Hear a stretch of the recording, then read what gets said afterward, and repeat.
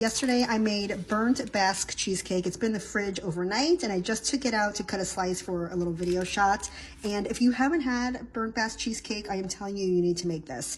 So this cheesecake is different than other cheesecakes. It's from the Basque region of Spain, specifically San Sebastian, and a restaurant called La Viña is the one that invented like this style of cheesecake. We actually went there a few years ago. And what makes this style so unique is that number one, it's crustless. So there's no graham cracker crust, there's no crust at all. And it has this like caramel burnt top layer.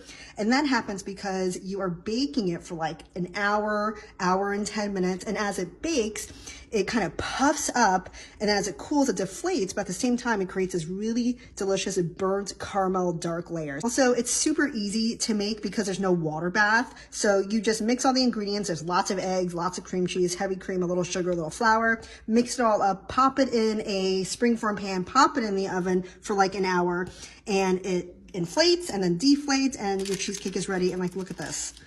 Like, look at that texture. It's beyond. It's so, so delicious.